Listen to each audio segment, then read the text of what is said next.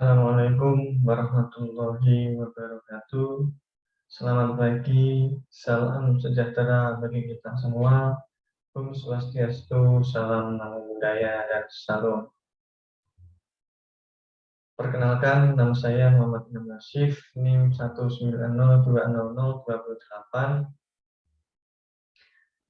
Tujuan dibuat video ini yaitu untuk memenuhi tugas besar mata kuliah tata tulis dan komunikasi ilmiah yang diampu oleh Bapak Yasdin Subidi.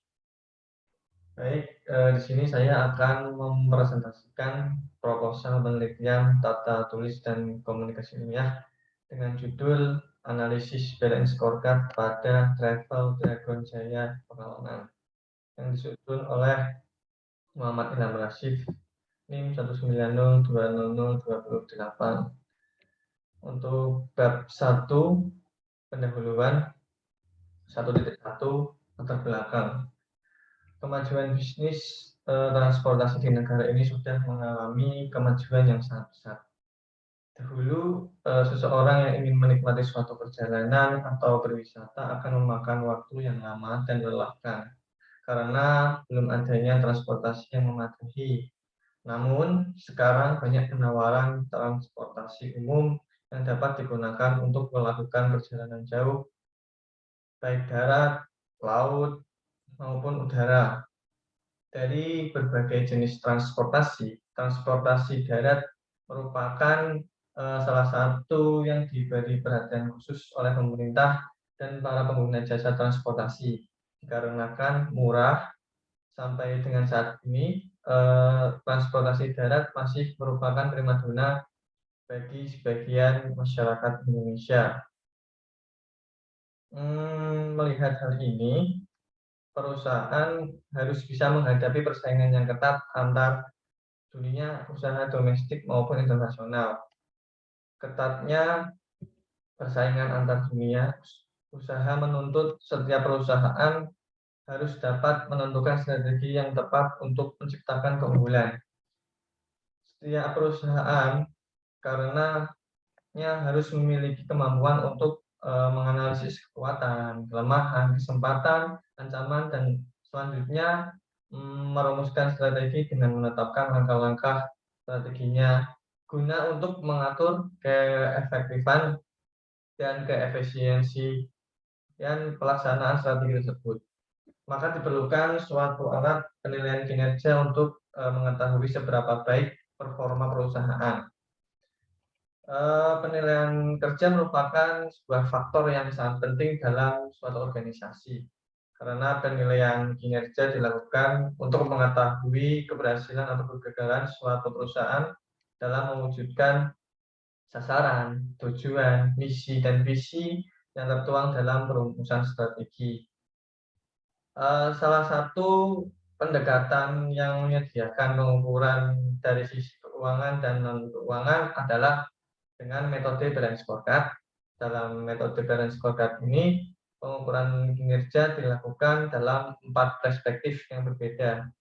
Tetapi masing-masing itu dikaitkan dengan visi, misi, strategi organisasi, yaitu perspektif keuangan, perspektif pelanggan, perspektif proses bisnis internal, dan perspektif pembelajaran dan pertumbuhan. Dari keempat perspektif tersebut, telah terwakili indikator kinerja keuangan dan non-keuangan yang digunakan sebagai indikator penilaian kinerja. Di sini Travel Dragon Jaya Pekalongan itu adalah salah satu bentuk perusahaan jasa yang bergerak di bidang transportasi. Perusahaan ini selain harus mampu meningkatkan kepercayaan konsumen atau pelanggan terhadap kualitas dan harga dari jasa yang ditawarkan, juga harus bisa mampu untuk bersaing dengan perusahaan yang sejenis, serta yang diberikan dapat memuaskan baik pelanggan yang merupakan visi dari perusahaan. Jika hal tersebut dapat terlaksana, strategi yang mengarah pada penciptaan visi misi tersebut, maka tujuan perusahaan untuk memperoleh laba dalam jangka panjang itu akan tercapai. samping itu, perusahaan juga perlu untuk melakukan penilaian atas strategi yang telah dijalankannya.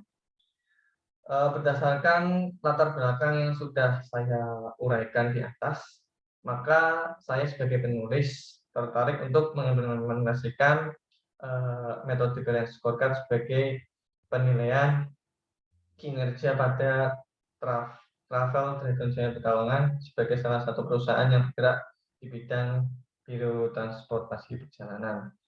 Untuk selanjutnya yaitu poin 1.2, perumusan masalah. Di sini perumusan masalahnya adalah bagaimana sih kinerja Travel Dragon Jaya Pekalongan jika dilihat berdasarkan dari pendekatan Balanced Scorecard. Kemudian untuk selanjutnya yaitu 1.3 yaitu batasan masalah. Itu di sini berdasarkan rumusan masalah di atas, maka dalam pembahasan tugas besar ini dibatasi pada yang pertama ada perspektif keuangan, kemudian ada perspektif pelanggan, kemudian ada perspektif proses bisnis internal, kemudian ada perspektif pembelajaran dan pertumbuhan. Untuk poin selanjutnya yaitu 1.4, tujuan dari penelitian ini. Tujuan dari berdasarkan rumusan masalah yang telah dijabarkan di atas, maka tujuan dari penelitian ini adalah untuk mengetahui kinerja Travel Dragon Jaya Pekalongan jika diukur dengan metode penilaian Balanced Scorecard. Untuk poin selanjutnya yaitu 1.5, manfaat penelitian. Penelitian ini memberikan manfaat bagi yang pertama, Travel Dragon Jaya Pekalongan pastinya. Penelitian ini diharapkan dapat memberi informasi dan masukan bagi Travel Dragon Jaya Pekalongan mengenai penilaian kinerja dengan menggunakan metode Balanced Scorecard. Yang kedua, untuk Institut Teknologi Dirgantara Sucipto Yogyakarta, penelitian ini diharapkan dapat menjadi tambahan referensi kepustakaan dan dapat digunakan oleh pihak-pihak yang ingin menulis mengenai pengukuran kinerja dengan menggunakan metode Balanced Scorecard. Yang ketiga yaitu untuk penulis atau untuk saya sendiri, penelitian ini diharapkan menjadi sebuah sarana untuk pengembangan diri dan menerapkan teori yang telah didapat selama masa kuliah serta menambah pengetahuan baru mengenai masalah yang diteliti. Untuk selanjutnya yaitu bab 2 atau tinjauan pustaka. Untuk poin 2.1, hasil dari penelitian terdahulu. Di sini saya mendapatkan referensi dari skripsian dengan nama peneliti terdahulu yaitu Teresia Regina Simon dengan judul Kemungkinan Penerapan Balanced Scorecard sebagai suatu sistem penilaian kinerja keuangan dan non-keuangan pada studi kasus PT Virgo Favorit Tour and Travel. Dengan metode yang digunakan yaitu penilaian kerja dan Balanced Scorecard. Dengan hasil penelitian yang pertama, kinerja perusahaan ditinjau dari tahap bertahan pada perspektif keuangan, yaitu memberikan hasil yang cukup baik. Berdasarkan analisis rasio net profit margin atau NPM, pada tahun 2007, NPM mengalami kenaikan sebesar 1,94% dibandingkan tahun 2006.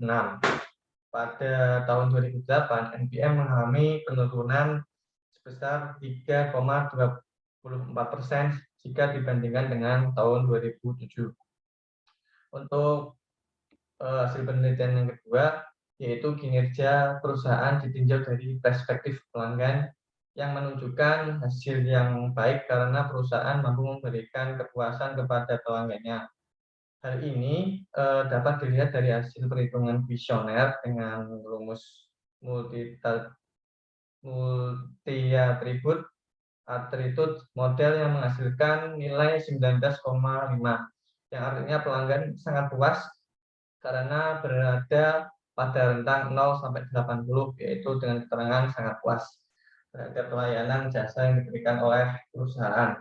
Hasil penelitian ketiga, kinerja perusahaan berdasarkan perspektif proses bisnis internal dapat dinilai dengan baik.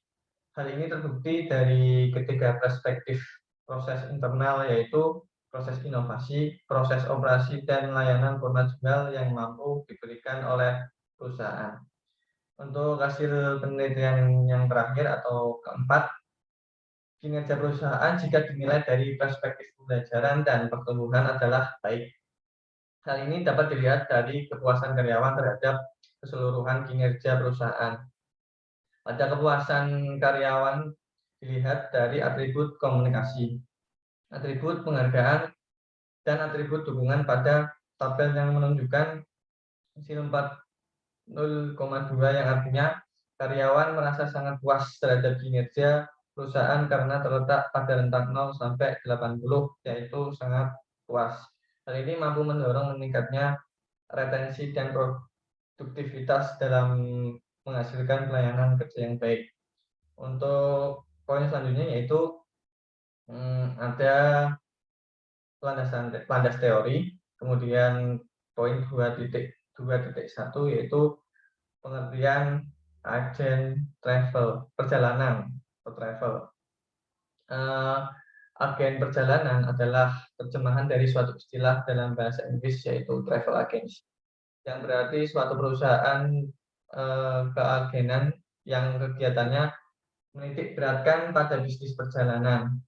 Ada beberapa istilah yang dipakai dan dikenal di dalam dunia pariwisata terhadap istilah agen perjalanan, antara lain travel service, travel bureau, tour operator, tourism bureau, dan atau tour and travel service. Semua istilah tersebut bermuara pada satu pengertian, yaitu perusahaan yang melakukan kegiatan memberikan informasi dan pelayanan bagi orang yang akan melakukan perjalanan pada umumnya dan perjalanan wisata khususnya. Dari sudut pandang aspek pengangkutan niaga, menurut Lestari Ningrum, agen perjalanan adalah pihak yang mencarikan penumpang bagi pengangkut yang bertindak atas nama pengangkut dan menyediakan fasilitas kepada penumpang dengan cara menjual tiket atau karcis kepada penumpang, dan pihak agen perjalanan mendapatkan provinsi dari pihak pengangkut. Adapun hubungan hukum yang terjadi antara agen perjalanan dan pihak pengangkut adalah pemberian kuasaan keagenan atau kontrak of representative agency. Hal ini terkait dengan agen perjalanan dalam hubungannya dengan aspek pengangkutan niaga, antara lain pengangkut, pengirim atau konsigner, penumpang atau passenger, ekspeditur, perusahaan muat bongkar atau stevedoring, perusahaan pergudangan atau warehousing, dan penerima consignment. Selanjutnya yaitu poin 2.2.2 penilaian kinerja.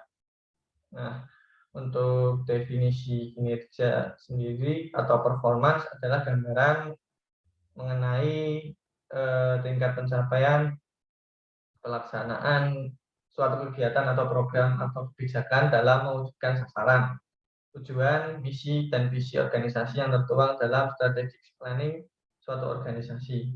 Kinerja bisa diketahui hanya jika individu atau kelompok individu tersebut mempunyai kriteria atau keberhasilan yang telah ditetapkan. Kriteria keberhasilan ini berupa tujuan atau target-target tertentu yang hendak dicapai. Tanpa ada tujuan atau target, kinerja seseorang atau organisasi tidak mungkin dapat diketahui karena tidak ada tolak ukurnya, menurut Mas Gun DKK 2007-157. Berikut ini ada beberapa definisi kinerja.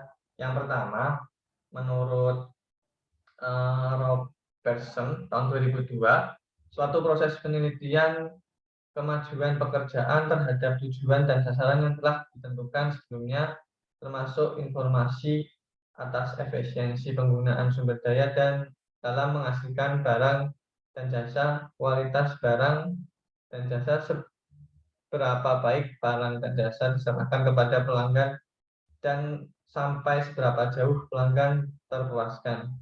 Hasil kegiatan kemudian dibandingkan dengan maksud yang diinginkan dan efektivitas tindakan dalam mencapai tujuan. Yang untuk poin B, menurut Ohman tahun 2003, suatu aktivitas penilaian pencapaian target tertentu yang diderivasi dari tujuan strategis organisasi. Kemudian poin C, menurut Whitaker tahun 2000, suatu alat manajemen yang digunakan untuk meningkatkan kualitas pengambilan keputusan dan akuntabilitas. Nah, dari beberapa definisi kinerja tersebut dapat disimpulkan bahwasanya kinerja adalah suatu metode atau alat yang digunakan untuk mencatat atau menilai pencapaian pelaksanaan kegiatan berdasarkan tujuan, sasaran, dan strategi sehingga dapat diketahui kemajuan organisasi serta meningkatkan kualitas pengambilan keputusan dan akuntabilitas. Selanjutnya, poin 2.2.3 mengenai balance scorecard.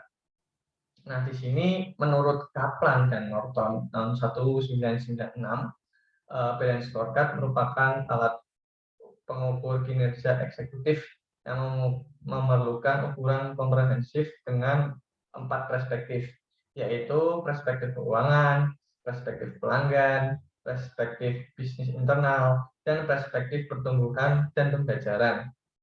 Sementara itu, Anthony, Banker, Kaplan, dan Young 1997 mendefinisikan balance scorecard sebagai berikut: measurement and management system that views a business unit's performance from 4 perspectives: financial, customer, internal business process, and learning and growth. Dengan demikian, balance scorecard merupakan suatu alat pengukuran kinerja perusahaan yang mengukur kinerja perusahaan secara keseluruhan, baik secara keuangan maupun non-keuangan, dengan menggunakan 4 perspektif, yaitu perspektif keuangan, perspektif pelanggan, perspektif bisnis internal, dan perspektif pertumbuhan dan pembelajaran. Pendekatan balance scorecard yang dimaksudkan untuk menjawab pertanyaan pokok yaitu Kaplan dan Norton. Yang pertama itu bagaimana sih penampilan perusahaan di mata para pemegang saham itu menurut perspektif keuangan. Kemudian yang kedua, bagaimana pandangan para pelanggan terhadap perusahaan itu menurut perspektif pelanggan. Apa yang menjadi keunggulan dari sebuah perusahaan itu dilihat dari perspektif internal.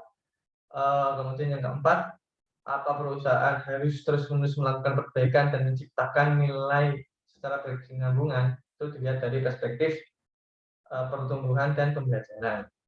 Untuk selanjutnya yaitu bab 3 atau metode penelitian. Sini ada di poin 3.1 yaitu data yang dibutuhkan.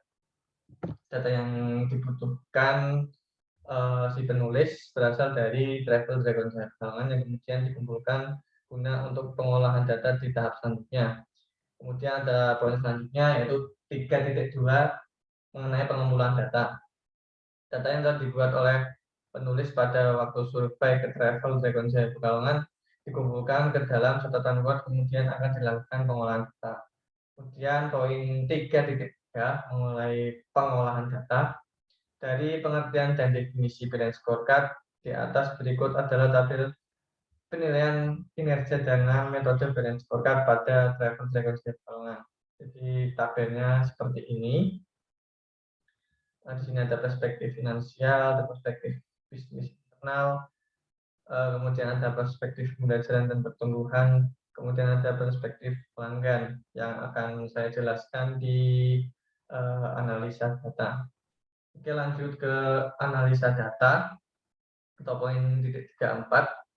Berdasarkan data atau gambar yang telah diolah dapat dianalisa pada gambar balance scorecard sebagai berikut. Yang pertama, pada perspektif finansial terdapat 2 sasaran. Pertama yaitu net profit margin atau NPM dengan ukuran kinerja, yaitu melihat dari jumlah pelanggan. Untuk target kinerja berupa pelanggan meningkat minimal 5% per bulan. Kemudian inisiatif yang diberikan berupa meningkatkan promosi.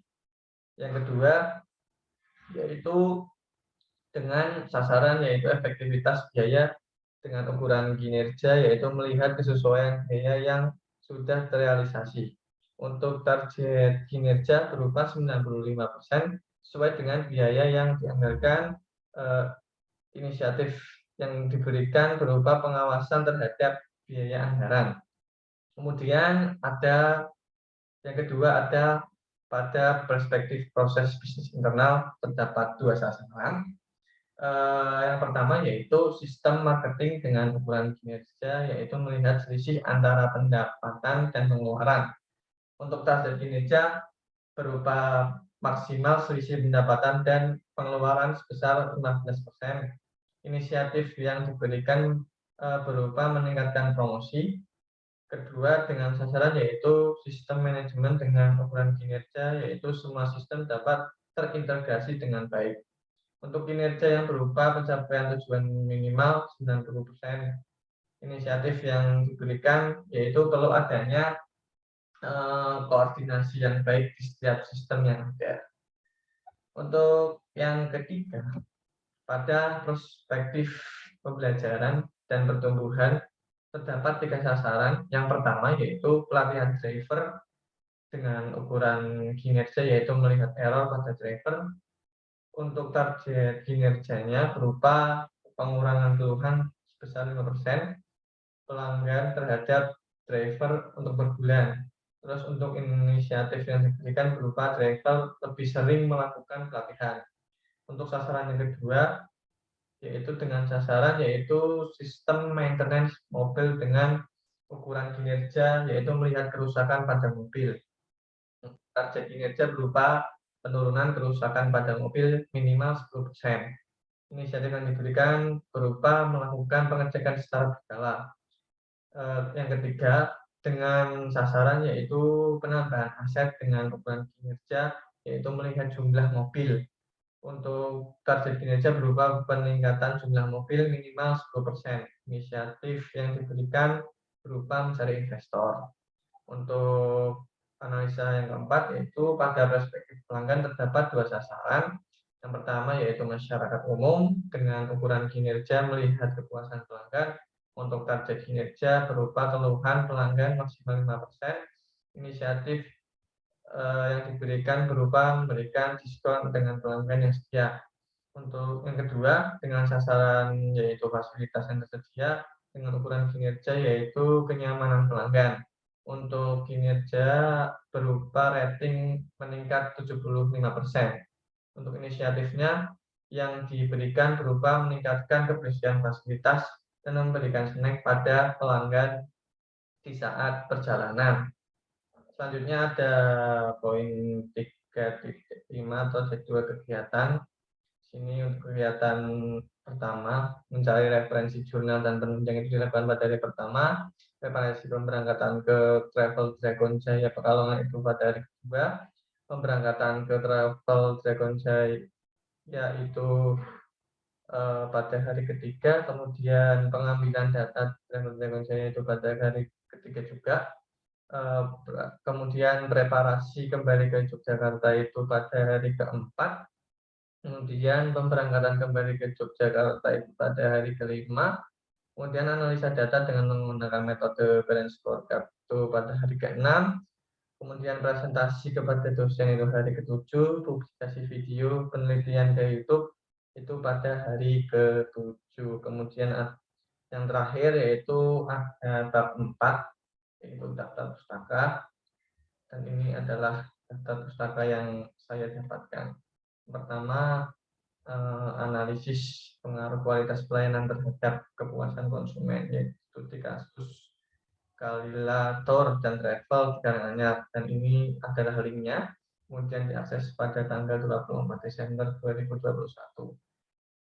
Untuk yang kedua, Simon Teresia Regina tahun 2010 dengan judul kemungkinan penerapan balance scorecard sebagai suatu sistem penilaian kinerja keuangan dan keuangan studi kasus pada PT Virgo Favoриtur dan Travel skripsi Universitas Sanata Dharma Yogyakarta.